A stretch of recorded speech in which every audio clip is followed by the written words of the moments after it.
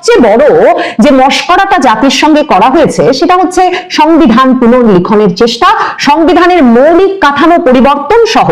যেমন ইচ্ছে সংবিধানটাকে পরিবর্তনের ব্যবস্থা করা, একটা জুলাই সনদ নামের অদ্ভুত জিনিস প্রসব করা, একটা ঘরে বসে তাদের নির্বাচিত রাজনৈতিক দলের প্রতিনিধিদের এক রকমের একসাথে করে। এবং মনে রাখতে হবে আলী রিয়াজের ওই জুলাই সনদে কেউ একমত হয় নাই, এমনকি জাতীয় নাগরিক পার্টি গতকালের আগে সেই জুলাই সনদে একমত হয়ে স্বাক্ষর করতে পারে নাই, কিন্তু চাপ প্রয়োগের মাধ্যমে সেই জুলাই সনদ রাজনৈতিক দলগুলোকে গিলতে বাধ্য করা হয়েছে, একরকম এমন একটা পরিস্থিতি ক্রিয়েট করে যে যদি জুলাই সনদ না গেলেন তাহলে কিছুতেই নির্বাচনটা হবে না। কাজেই দাঁত মুখ চেপে এর কোনো সাংবিধানিক ভিত্তি নাই, বারবার সেটা ওই আলী রিয়াজের দরবারে ঘরের ভেতর পরিষ্কার করে সংবাদ মাধ্যমের সামনে বলে, গণভোটের কোনো সাংবিধানিক ভিত্তি নাই বারবার সে কথা বলে, কিংবা সংবিধান সংস্কারের একমাত্র দায়িত্ব এবং ক্ষমতা আছে সংসদে সে কথাও বারবার মনে করিয়ে দাঁত মুখ চেপে বিএনপি ওই জুলাই সনদে স্বাক্ষর করেছিল বটে ওই আরেক মশকরার অনুষ্ঠানে গিয়ে, কিন্তু বিএনপির মূল অপেক্ষা ছিল জনগণের ম্যান্ডেট নিয়ে নিরঙ্কুশ সংখ্যাগরিষ্ঠতা নিয়ে একবার ক্ষমতায় এলে কিছুতেই এই মশকরাকে পাত্তা দেওয়া যাবে না।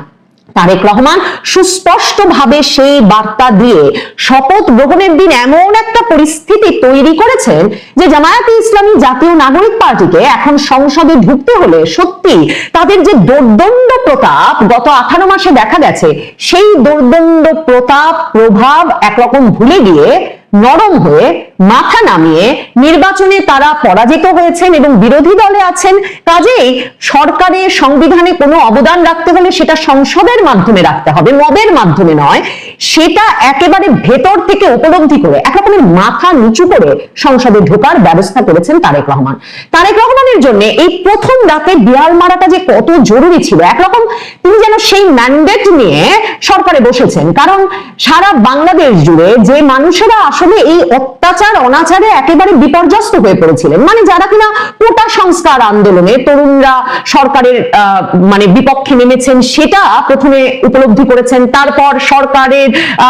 আইন শৃঙ্খলা রক্ষা বাহিনীর কঠোর দমনের মুখে তার প্রতিবাদে এই ছাত্রদের পাশে গিয়ে যে সাধারণ মানুষ দাঁড়িয়েছিলেন তাদের একটা বিরাট অংশ যেমন জানতেন না যে এই সাধারণ ছাত্রদেরকে এবং এই জনশক্তি এই আন্দোলনের কৌশল সবকিছু পেছন থেকে জামায়াতে ইসলামী এবং ছাত্র শিবির নিয়ন্ত্রণ করেছে। এই সাধারণ মানুষ আরো বেশি চমকে উঠেছিলেন যখন তারা আগস্টের পর থেকে দেখেন যে এদের নাকি মূল লক্ষ্য সংবিধান ছুঁড়ে ফেলা, বাংলাদেশ নাকি নতুন করে জন্ম লাভ করেছে 2024-এর 5ই আগস্ট। ইউনূস এই ছাত্রদের দ্বারা ক্ষমতায় বসে বিদেশি সংবাদ মাধ্যমকে গিয়ে বলে এলেন যে রিসেট বাটনে বাংলাদেশ চাপ দিয়েছে, কাজে খুব স্বাভাবিক যে বাংলাদেশে বঙ্গবন্ধুর বাড়ি ভাঙা হবে, মুক্তিযোদ্ধাদের ভাস্কর্য ভাঙা হবে, কারণ মনে রাখতে হবে 2024-এর আগস্টে ছাত্র জনতা প্রাণ দিয়েছে, কাজে রিসেট বাটনে চাপ পড়েছে, নতুন বাংলাদেশ গঠিত হয়েছে।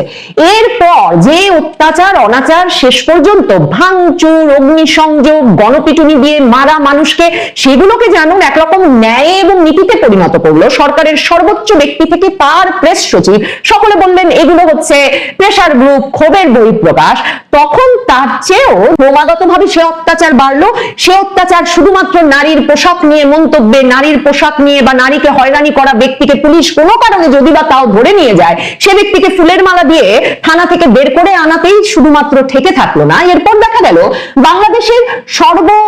শক্তিশালী রাজনৈতিক দলের অন্যতম শক্তিশালী রাজনৈতিক দলের প্রধান রীতিমতো কর্মজীবী নারীদের সঙ্গে পতিতাবৃত্তির তুলনা করা শুরু করলেন। কর্মজীবী নারীদের সম্মান রক্ষার্থে তাদের কর্মঘণ্টা কমিয়ে আনার প্রস্তাব দিলেন নির্বাচনী প্রস্তাব হিসেবে।